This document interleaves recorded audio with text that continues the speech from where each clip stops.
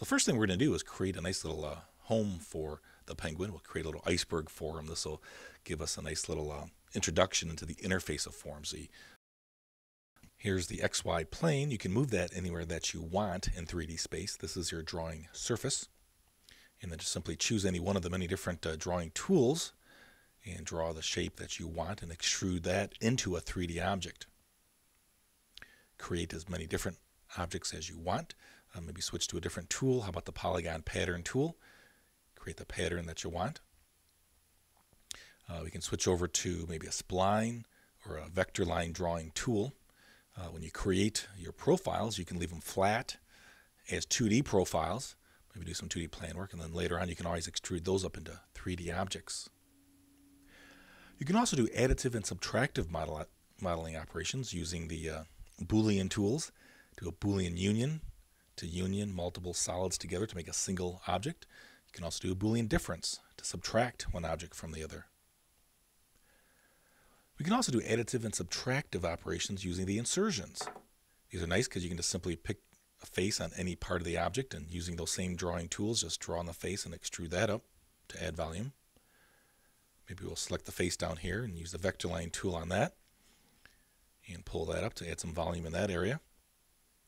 Then we can also do subtractive modeling using the same method.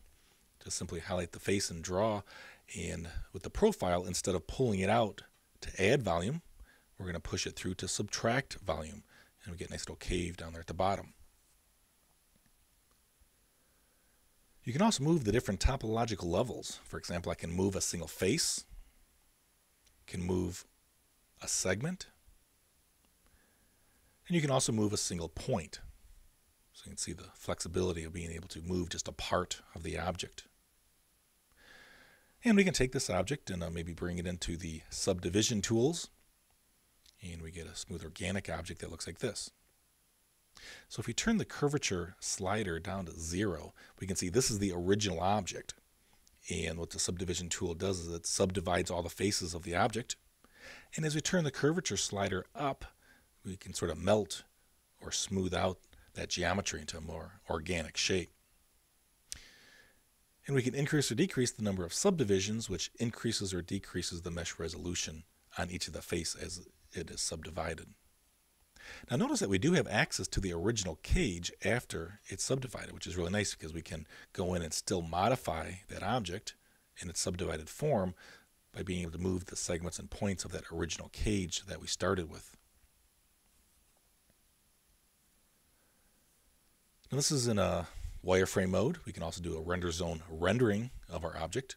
And let's see what it takes to create a surface style texture.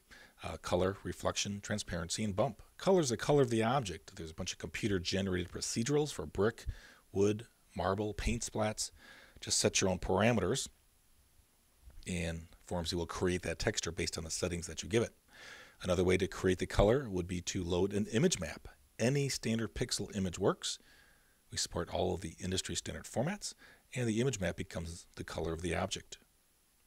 You can also assign reflection shader parameters. For example, we can make things look like chrome, plastic, metal, or maybe a mirror type reflection on the surface.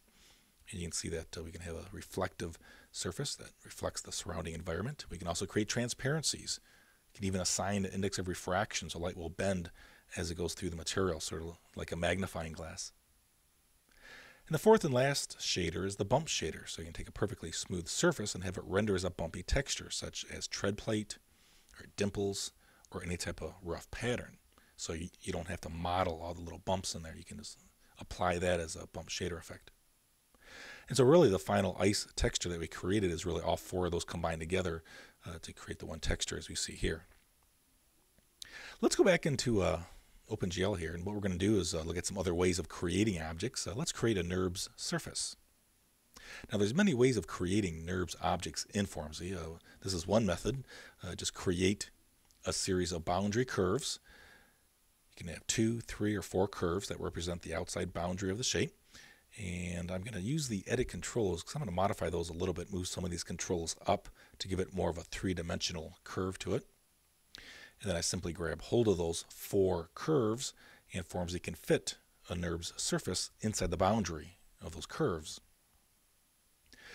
Now this is a parametric object, which is pretty nice because we can use the parametric mapping, which forces the surface style texture to be parametrically mapped right onto the surface.